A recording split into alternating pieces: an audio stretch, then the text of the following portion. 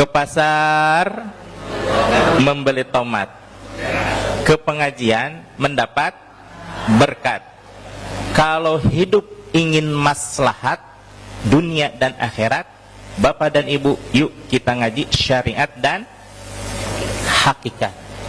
Nah, kalau kita merujuk kepada Sirrul Asrar, Sirrul Asrar itu satu kitab yang disusun oleh Tuan Syekh Abdul Qadir Al-Jailani. Lebih-lebih di dalam kitab Ghunyah li Talibi Tariqil Haq, sama susunan Tuan Syekh Abdul Qadir Al-Jailani. Di situ disebutkan ada syariat dan ada hakikat.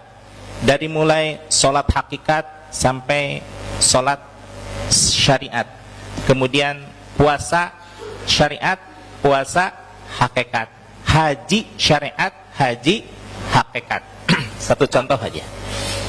Kalau seandainya kita pada Zulhijjah, di bulan Zulhijjah itu ada satu ibadah yang dahsyatnya luar biasa. Tidak ada amal ibadah yang lebih dahsyat daripada ibadah itu. Apa itu? Boleh haji. Satu lagi, ibadah kurban. Kalau haji tadi waiting listnya sampai 50 tahun untuk saat ini Indonesia. Dan bukan lagi 30 juta, tapi 49,5 juta. Bulatkan 50 juta aja ya. 50 juta. Terlalu berat nggak untuk sebagian banyak orang? Berat. Yang paling mudah tadi apa? Kurban. Kurban dengan hitungan rupiah 3 juta bisa? 3 juta lah ya, 3 juta. Bulatkan 3 juta. Tapi setiap masjid dan musola, apakah seluruh kaum muslimin bisa melaksanakan kurban? Tidak. Lebih banyak apa lebih sedikit? Lebih. Yang kurban lebih banyak lebih sedikit? Lebih sedikit ya. Kurban syariat memang menyembelih sapi, unta, kambing, betul? Tapi tidak setiap kaum muslimin berkesempatan untuk melaksanakan ibadah kurban. Bagaimana supaya setiap kaum muslimin bisa melaksanakan kurban? Dengan berusaha melaksanakan syariat. Tapi kalaupun toh katakanlah seperti saya nih, belum bisa melaksanakan ibadah kurban syariat, melaksanakan aja ibadah hakikat. Bagaimana ibadah hakikat? Subhanallah, Gusti, tetangga saya mah bisa melaksanakan ibadah kurban syariat, setiap tahun melaksanakan kurban dengan harga 3 juta rupiah. Bagaimana dengan saya? Saya ketika merabat diri saya, Masya Allah, masih banyak sifat-sifat hayawan di dalam diri saya. Pokoknya itu adalah sifat-sifat sapi, sifat-sifat kambing, sifat-sifat domba yang ada di dalam diri saya. Kalau orang lain mah tetangga, Bismillahi nawaitu an adbaha hadhihi dujajah, hadhihi kambing itu apa?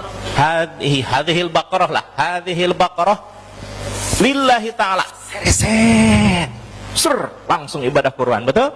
Sudah itu dibagikan kepada tetangga. Lah bagi saya yang belum berkesempatan untuk melaksanakan ibadah kurban, tapi saya melihat banyak sifat kambing, banyak sifat sapi, banyak sifat domba, saya bereset aja. Ketika ada sifat-sifat yang ada di dalam diri saya, sereset, ya Allah, saya niatkan untuk melepaskan dan membunuh sifat-sifat hewan yang ada di dalam diri saya. Bahkan bukan hanya tiap tahun, tiap bulan, tiap pekan, bahkan tiap hari, bahkan tiap jam, tiap detik bisa melaksanakan kurban. Asal ada merasa ada sifat kambing di dalam diri saya, sereset, Allahu Akbar. Hilang nggak domba dalam diri saya? Hilang. Hilang nggak sifat-sifat sapi dalam diri saya? Hilang. Kalau tumbuh lagi bagaimana? Kurban lagi. Betul nggak? Jadi kurban itu bisa melaksanakan berkali-kali secara hakikat. Sekarang ibadah haji. Bagaimana pelaksanaan ibadah haji? Ibadah haji itu pelaksanaan ibadah yang hakikatnya adalah dari masjid menuju ke masjid untuk kembali lagi ke masjid.